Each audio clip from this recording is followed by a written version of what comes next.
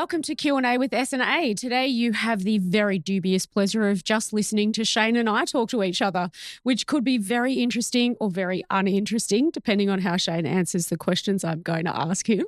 Welcome, Shane. Thank you, and welcome, Andrea. And you can start. You ask me the first question. I'll throw that at you straight away. I suppose we'll start with a business bent on this one because we don't need to go too much into our personal life together. Let's not. So Aintree Group this is our 20th year of Aintree Group. Mm-hmm. Now, I'm an accountant and you are not.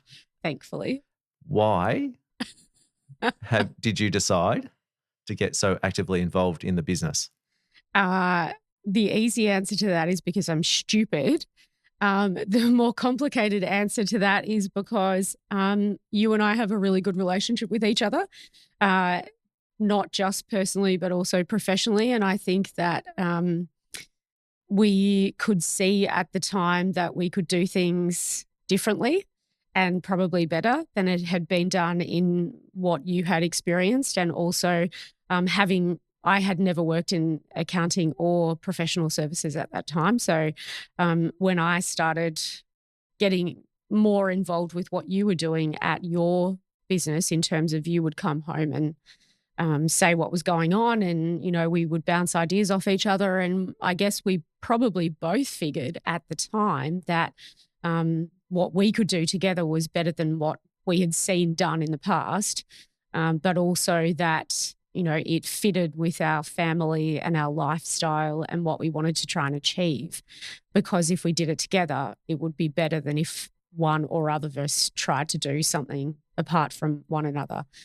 So I guess that is a convoluted way of saying it's a bit of fun to work with each other.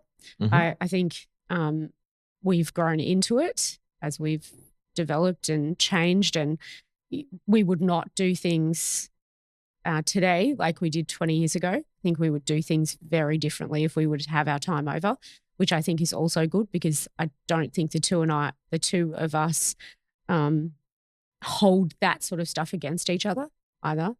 We, you know, make mistakes individually, but then collectively, and we just go, okay, that's that, and move on to potentially the next mistake, but not always.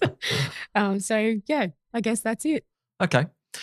One thing that we get asked a lot is about the name, Aintree Group. Yeah, we do. So I don't know if you want to elaborate on that. No, or you whether can want me to. elaborate on that because that's your accounting-y answer to it, and it's very boring. So, yeah, because I don't know if a lot of people know, but Aintree, the name Aintree has got is quite well known in particularly the UK because it's a race course in northern England near Liverpool or it's in Manchester, between Liverpool and where Leeds they run the Grand National Steeplechase. So a lot of people think that we must be into horses and therefore that's where the name came from. We are very definitely not the into horses. The answer is definitely not. So the history of this one is that when I became a partner at the previous firm I was at, I needed a company to actually hold my equity in that accounting firm. And I just went to a setup company and they had all these companies already incorporated that I could just pick off the shelf. And the one that I picked was called Aintree Bond. So Aintree space Bond. And I use that for that particular purpose. And then when I decided, or Andrea and I decided that where I wasn't the place to be and we were going to set up our new accounting firm together, we thought we didn't want to be called McKenna and Co. or anything like that because we thought that was a bit boring. We're definitely not doing McKenna and Co. So we thought, let's take the Aintree. It starts with A. We like the name. Let's drop the bond and put group to make us sound bigger than what we actually... one of your clients at the time actually gave you advice to say, start, fake it before you make it. Correct. So we were group, even though there were only 4 of us at the kitchen table. So thank you, Travis, for that. He was, I remember that. Yeah, still a client. Still a client.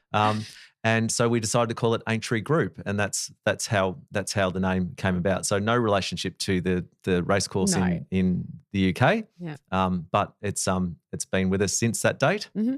The logo has also been with us that date, and the connotations with Aintree and the symbol, which is a triangle, is about growth because it's pointing upwards. Looks like a tree a little bit as well. Yeah. So it's got lots of interpretations in terms of the design of the logo and the name as well. Yeah. So that's that. It took us about 6 months to work on the name though.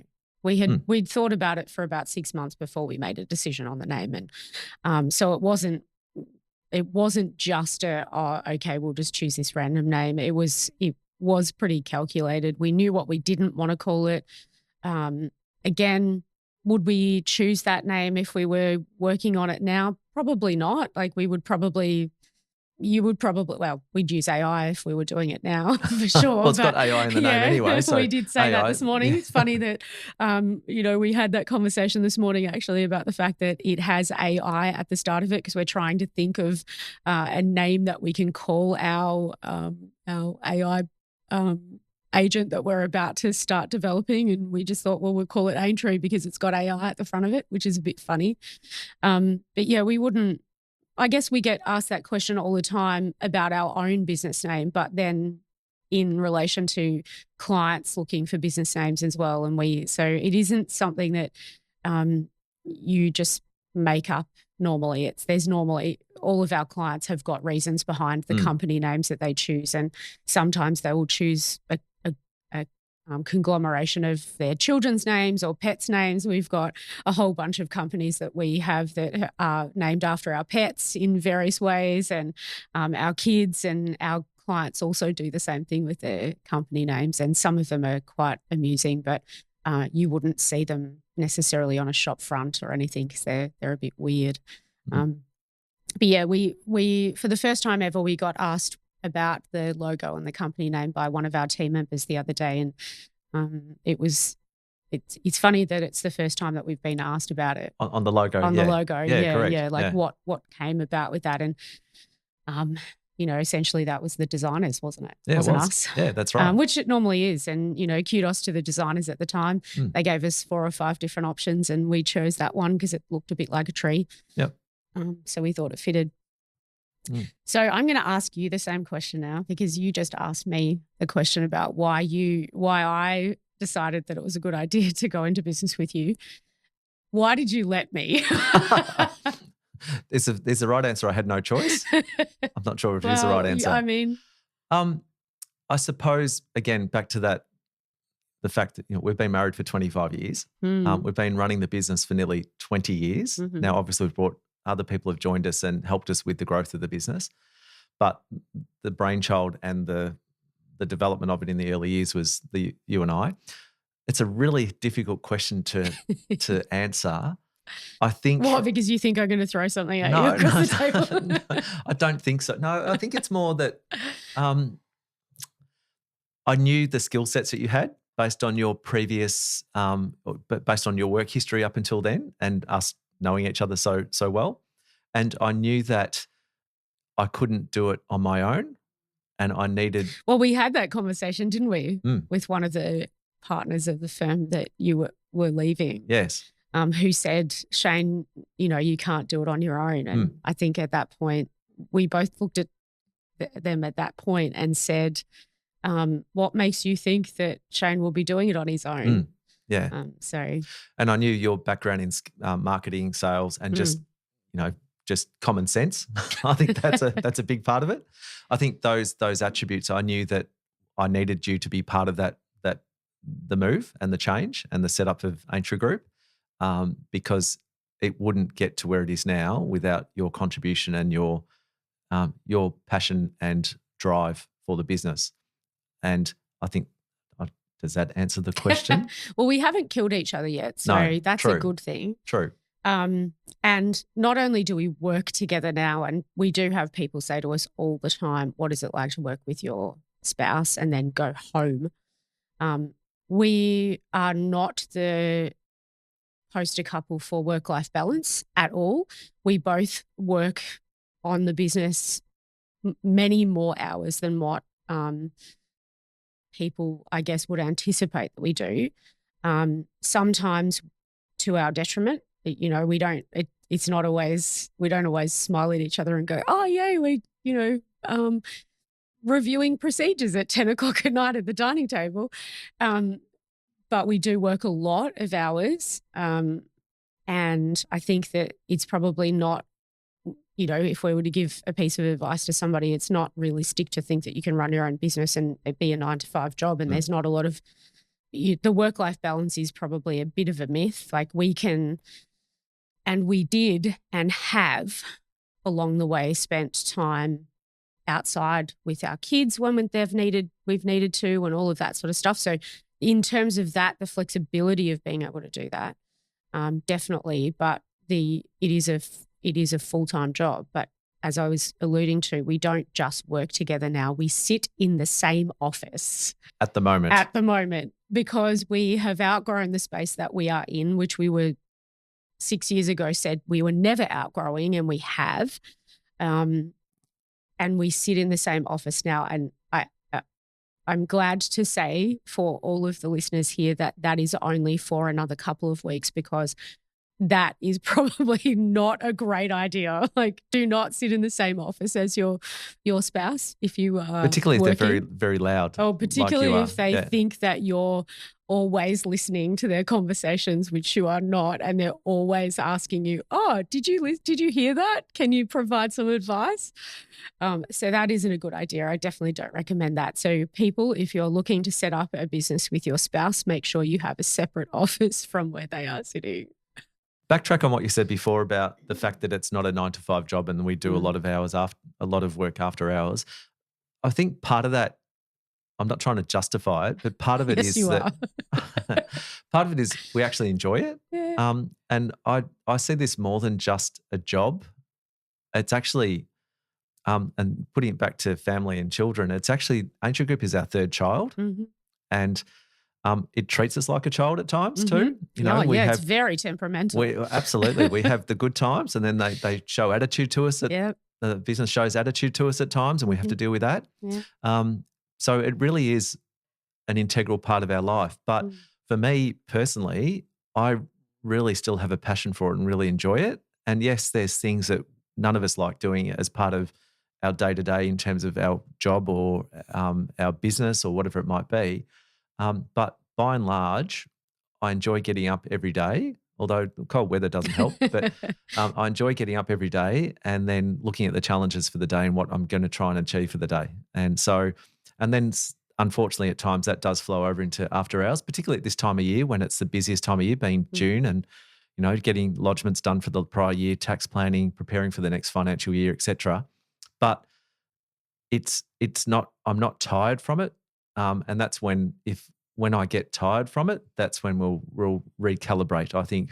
But also looking forward to next week when we get into July, when for us and our business and the way we operate, it's our quietest time of year. So it's time to switch off for a little bit and actually get back some of those hours and enjoy a bit more of a less intense environment in terms of the deadlines and so on that we've had to try and get to in the last couple of months. Mm-hmm. Yeah. We talk about this, we've started talking about it more than what we've ever talked about it in 20 years because of the circumstances around, the age that we are and, working on planning for the future and everything. And the conversation always comes up about succession planning and making sure that you've got something prepared for when you do finally wake up one morning and say, actually, I'm tired now and I don't want to go into the office every day.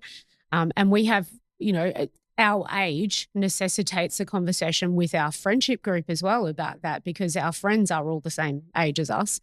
And so we're having those conversations not only from a business sense and between each other, but with all of our friends who are, moving towards retirement and that, the R word. And, the conversations around what are you going to do when you retire? Because we know, you and I have seen it enough with clients along the 20 years and for you 30 years of when you've been dealing with clients on a daily basis about succession planning, retiring, and how the word retirement is a really negative word. We've talked about this on a previous podcast with, again, one of our clients and friends, and the negative connotations about that and the way it impacts on your mental health and your self-worth and your ability to, see what your future might be. And we've seen people who have retired and their health has deteriorated. They, they're not in a good space and all of that sort of thing. And I think you and I have seen that enough to know that retirement isn't on our radar as in I'm going to retire and I'm going to go off and play golf. No, And because my golf swing's really bad. Yeah. That's part of it. Or it used to be all right, but I haven't done it for so long. Yeah. But we've talked about this and I know the answer to this, so it's not a loaded question or anything. Retirement for you, what does it look like? So that you can share that with the people that might be listening who go, oh, I wonder when Shane will retire and should I look for a new accountant right now? The answer is I'm not looking to retire. I don't think, based on where I'm at the moment and my enjoyment and passion for what I do, I don't think the R word, the retirement word, is in my sights at all. It'll be a change in hours and a change in the way I do things more so than retirement. So I think, again, it's really important, as you said before, that if you do retire or wind down, you've got to have other activities. But at the end of the day, you've got to keep your brain stimulated and you've got to have a purpose. Yeah. And that's important both for yourself personally, but also those people around you who are, your spouse and your family and your friends. So for me, I don't have a plan B in terms of I've got this real passion to go and, as you said, play golf 3 days a week or you do whatever it might be. My passion is helping people and giving my knowledge and my advice to people. And I will continue to do that as long as I can. And so it won't be retirement. It might be going down to 2 days a week, or it might be at the point when the business says, Shane, it's time. It's time. And look, it's been great. You've done, been a good contributor to the business, but now it's time for you to hang up the boots. But I'll make sure that there is a plan B by that stage. But for the next 10 years, I've got no thoughts on doing anything substantially different to what I'm doing at the moment. I'm 51. And so, or let's say next 9 years up to the age of 60. And then, but times change and things change.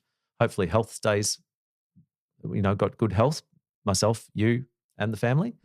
But at the moment, I'm quite happy with where things are at and I want to continue on with what I'm doing.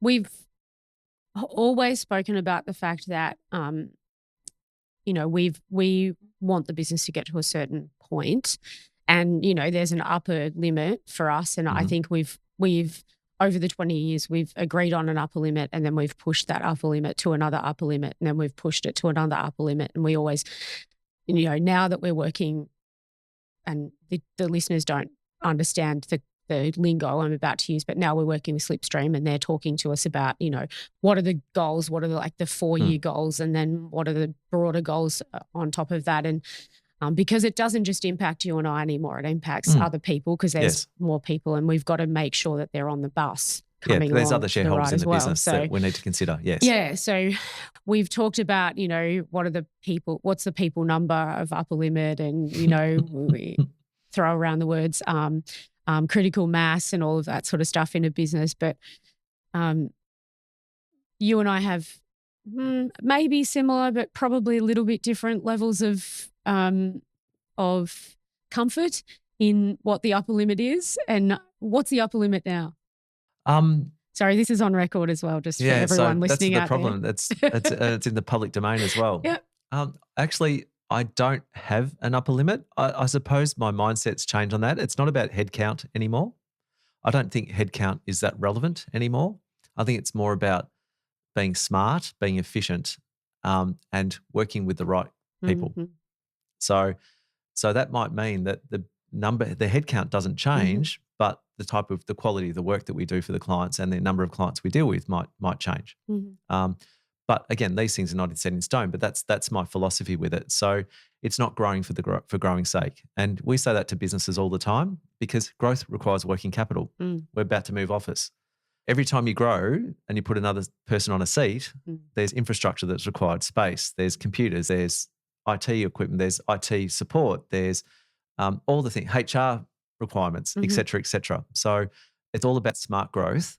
Not about headcount. And so that's something we're going to really focus on in the next little while. We have invested heavily in the last probably 2 years in terms of getting the right people on the right seats and expanding our support team to allow for growth without putting on the headcount that we need, that we might have done in the past. So that's my response to that. It's not about number of bums on seats. Yeah. We have worked out with the new office, we've got currently 54 people. We've worked out that based on the current configuration of the new office, we can fit 71. Yeah. But we can add further space based on rejigging. But I don't think I want to get bigger than 71 in the near term. So let's stick to a modest growth in terms of headcount, but better service, improved service with our clients. Yep. Talking about the new office, because we're all pretty excited about it. But when you walked into the space for the first time, we looked at a number of places. What made you think to yourself, this is going to be Aintree Group's home for at least, well, what we've agreed is the balance of our full-time life at Aintree Group? Yeah. What was the most what is the most exciting part about it for you? Well, there's two parts to it. One is that at the moment we've got an upstairs downstairs issue. Mm-hmm. So we've got part of the team on the ground floor and then the rest of the team on the first floor. So that disconnect has been a concern for quite a while. So going to a space where it's all on one floor, that really is a big tick and really excites me, and better integration of the team. Yeah. And the second part is at the back of the space is a wonderful kitchen. It's almost like a cafe area. So a wonderful breakout area with also a great balcony, which there may end up being a basketball ring out there as well. We'll see how we go. Make sure we don't annoy the other tenants in the office. But the actual space for the team, the breakout space for the team is what was a wow when I first saw it. And I just thought that is fantastic. That's going to really give the team a great place to get away from their desks and the day-to-day, and a great meeting space and interactive space for the team. And so that part of it really excited me. And it's more of a corporate headquarters, I suppose, too. That's the other part. It's a more professional space and it just has a good feel to it compared to what we've got now. Yeah. And it sets us up exactly how we want to be. And so that excites me as well. So I think the motivation has been those things, and then the excitement and the benefit we're going to give back to the team, and having a great space for them to work in will enhance their passion and drive for the business and what they're doing. Yep. I think for me, and this whole conversation goes to, I think, where you and I come from and why we're doing what we're doing, which I think is probably an important thing for us to talk about as well. That you said that Aintree Group is like our third baby. Well, no, it came after Emily, so it is our third baby. Is that right?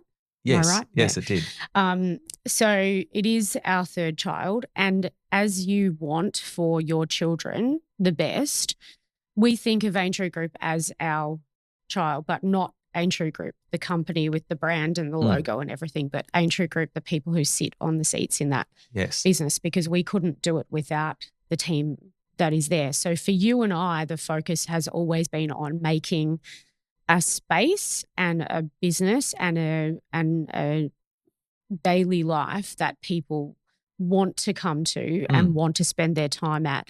And we've always thought to ourselves, it's about creating that. It's not about creating whatever it is for you and I, because we don't, as long as we have what we need and food in our fridge, that's all that matters. But for us, it's about creating space for the team. And I think that you see corporate spaces get built all the time and all these funky offices with, great breakout spaces for the team and things like that. And you and I have found this space, and what we felt in it was that it was a space that our team could come to and love and be part of. And then we started thinking more broadly about our values and everything, and the fact that we are community driven and how that space is going to change what we can offer to our community and all of the different elements to that. And for me, that's what's exciting about that space, is that not only does it give Shane and I separate offices, which is fantastic.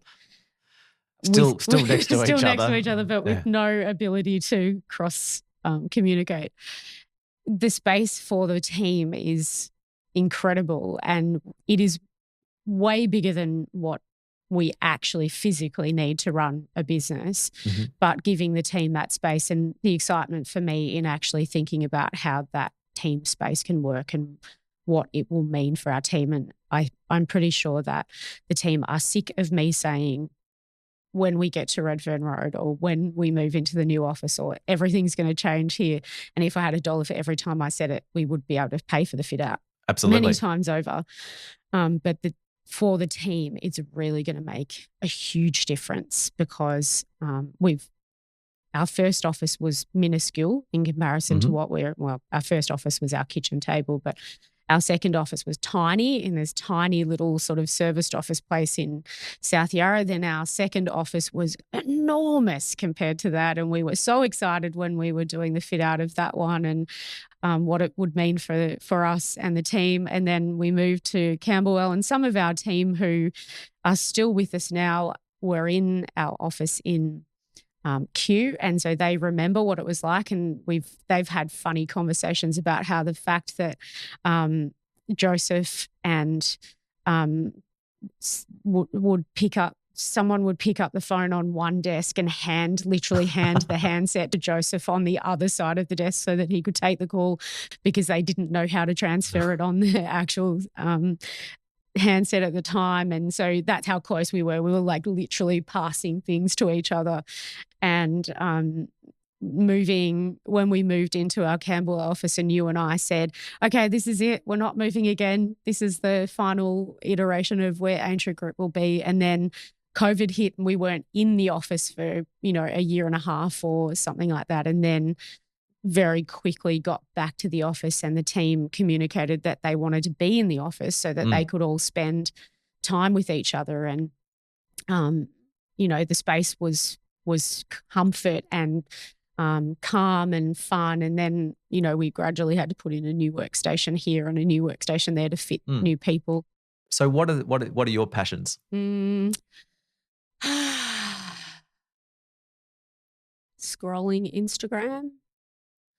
I like to read. I don't read a lot these days, but I like to read, and mostly it's audiobooks because my eyes don't work well enough to read books anymore. But my interests outside of work are mostly the family. I love spending time with our family. We travel a lot, which is awesome. So, when I said we work long hours, we do work long hours, and we work when we're away, but we go away and work. And I think it's pretty cool that we live in a time when we can go away and work.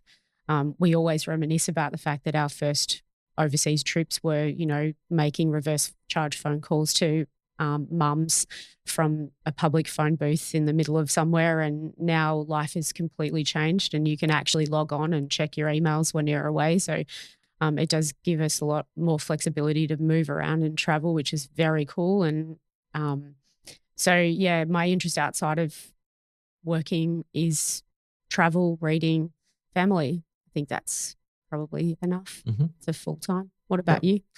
I'm a big sport fan, so Collingwood's a big part of my sporting interest. But I like all sorts of sports, so I get stuck watching KO or Foxtel or whatever. Again, like how cool is it to live in a world where you can literally turn on the TV and watch sport from anywhere in the world? Yeah.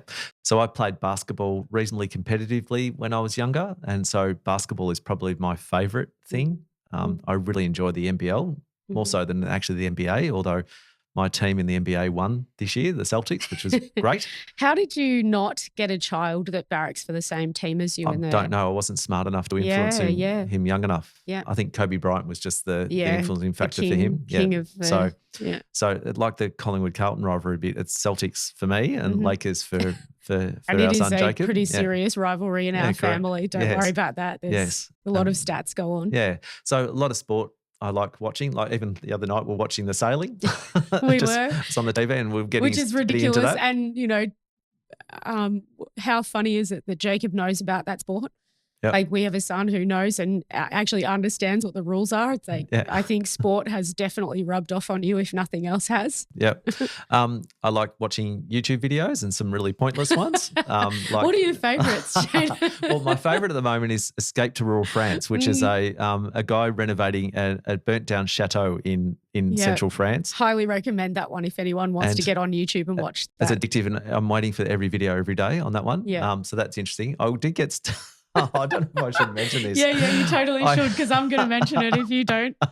I got enthralled by this guy in the US who would go to these lake areas and just unclog drains to see the water drain out of where beavers would basically create dams and block waterways, and he would go in and remove the. But what about the other ones? Oh, which I never. Choo-choo. Train videos.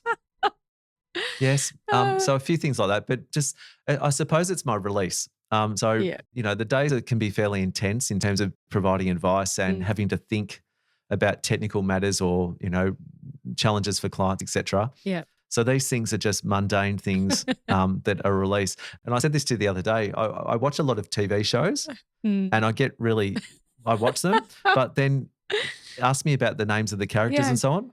I'll have no idea because you don't listen to it hard enough. I don't concentrate enough. I get the general gist of what's going on, but if it gets too complicated or have to think too much, then I'm out. Yeah. It's really just that noise and that just entertainment value is what I'm looking for. So I'm not looking for a deep thinking movie or TV series. So we're watching a lot of like pressure washing videos and lawn mowing, edging, garden edging. Maybe that's my accounting coming into. If anyone is ever looking for like some sort of gift to buy Shane, maybe for his like 25th anniversary or something like that, or 25 years of Aintree Group, buy him a lawn edger. I don't have a lawn to edge though. That's the only problem. True, but I think you often drive past a lawn and think, oh, wow, the edging on that is pretty cool. So just in case anyone was wondering what sort of thing Shane's into outside of being an accountant, he loves lawn edging, and he does.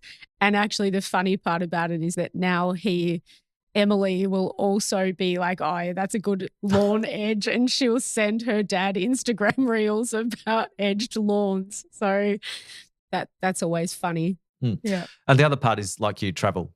Really enjoy traveling. Again, a great release. We love to see the world. And so when we get the chance to travel, we do. And we've got a trip coming up soon, which is exciting. We're heading to Europe, which is really nice. And so that's the other part. So work is a big business and work is a big part of it, but that's a means to an end to allow us to do the other things that we do. And the other things are important as a release too. So, so those mundane or those pointless videos, but people watch them, don't they? They do. It's like they've got crazy amounts of followers on YouTube, but I think we, from an aspirational point of view, it's so cool to watch people like the guy who's doing Escape to Rural France, because you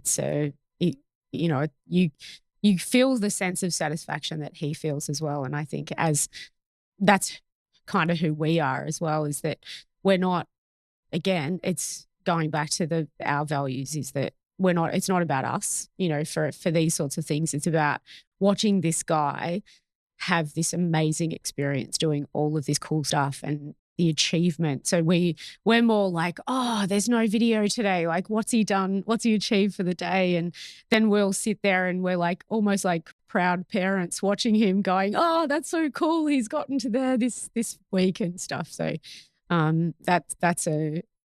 there's more of those as well. Like Shane doesn't just watch that one. There's multiple renovation shows. I think we live in a reasonably small apartment in a brand new development, and there's no maintenance involved in that at all. So we get our fix from watching other people renovate giant chateaus in the middle of France, and that's pretty cool. I'm curious, a question back to Aintree Group and accounting in general. So, and again, please don't ask me any technical tax questions. No, I'm not going to know. Although I do know some things. You just have to watch the TV and the ads. All the the end of financial year sales. Yeah, that gives you all the tax advice you need. So I don't need anything else. We'll move on. Won't name any companies either. So not being a non-accountant and working in an accounting business for 20 years. This might be very vague. What are your observations about accounting and where it's going? Yeah, and I'm not sure how else to ask, in terms of getting your perspective on it. I think that we have a very different vision for what accounting and professional services is to people. I think you and we've created a business that is very different to what some of the standard accounting firms are like. And I think we understand how different everything is and how we've created something that is not the norm for how accounting firms work. And we've always been pretty forward thinking in how we want and the vision that we see for things. Accountants are generally very fixed mindset. It's like, this is the way I do things, and this is the way I will always do things. And, I'm really keen to learn more about how AI and technology is going to move accounting and other professional services forward. The responses that happen when there are those webinars and stuff is that 95% of accountants say they haven't looked at it yet or they haven't been through it yet. And I think we're really keen to share our perspective, which helps providers and suppliers as well. So you and I sat down with one of our suppliers the other day and gave them feedback about what we want to see in a product. And we've always been like that from the very start. We would sit down with the suppliers and talk to them about what it is that we wanted to see. So I don't think it's normal for us. I don't see that we run an accounting firm. We provide accounting services, but we're not an accounting business in the sense of what most people think of an accounting business. So I don't think my experience hasn't been in an accounting firm. So I'm not qualified to talk about what an accounting firm is like because I've never actually worked in an accounting firm. I've worked at Aintree Group, but before that I was in very different businesses that had nothing to do with professional services. So if you asked me what it was like to work in the previous firm that you worked at, I could give you the perspective from what I could see from the outside or from, talking to the team that worked in it. But I've never worked in an accounting firm. And I would never work in an accounting firm. If I was to not work for Aintree Group, accounting or professional services would not be the industry that I would choose to work in. And I think that we've created a space for our team where they don't feel like they work in an accounting firm either, which I think is part of the reason why people enjoy working with us and we have longevity from people is because we're not like that. And the feedback that we get from team members who move on to other places is that we are a very different firm to work at. And even new people coming into us will often give feedback that says, you are not like any other accounting firm that I've ever worked for. So I don't think I'm qualified to say what it's like to work in an accounting firm because I don't think of us as an accounting firm. And I certainly don't see us in the same realm as many of the other firms. Like we are lucky to be involved in organizations where they bring together the best of the people in the space.